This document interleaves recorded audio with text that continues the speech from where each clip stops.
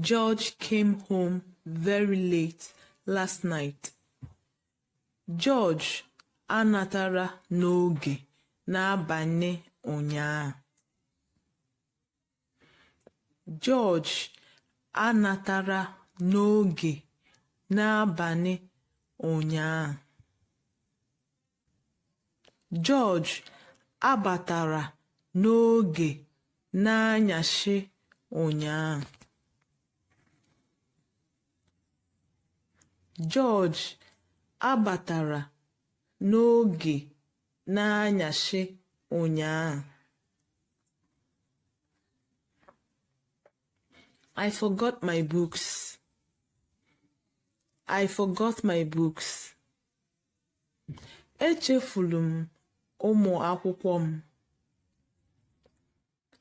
Echewu m ụmụ akwụkwọ m. Echewu m ụmụ akwụkwọ m. Last year, I boarded a bus to Lagos.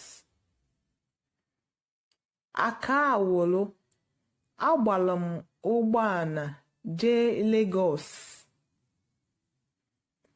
Aka awolo, agbala m ụgbọala jee Lagos. Aka awolo, agbala m ụgbọala jee Lagos. Aka awolo, agbala m ụgbọala jee Lagos. N'arọ gara aga, agba m ụgbọala jee Lagos. N'arọ gara aga, agba m ụgbọala jee Lagos. Yesterday, I rode a motorcycle. Ụnyaahụ, anya m ọgba tum tum. Ụnyaahụ, anya m ọgba tum tum.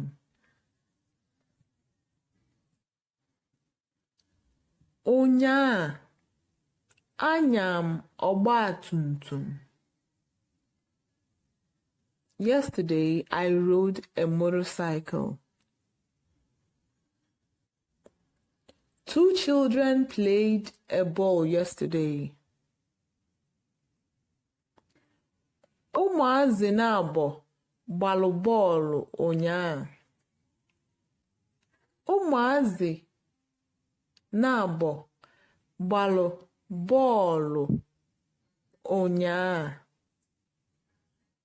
My father sat down and read his book. Nna m nọ ana wee gụọ akwụkwọ ya. Nna m nọ ana wee gụọ akwụkwọ ya. Nna m nọ ana wee gụọ akwụkwọ ya. My father sat down and read his book. The old man visited my grandmother yesterday. Agadi nwoke ahụ jenete nne m ochie ụnyaahụ. Agadi nwoke ahụ jenete nne m ochie ụnyaahụ.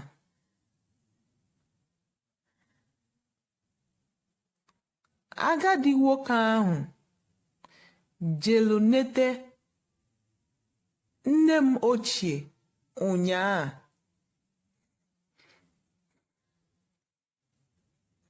Agadi nwoke ahụ jelu nete nne m ochie ụnyaahụ. My grandparents danced last week. Nne m na nna m ochie gbalụ egwu izu ụka gara aga. Nne m na nna m ochie gbalụ egwu n'izu ụka gara aga. Nne m na nna m ochie gbalụ egwu n'izu ụka gara aga.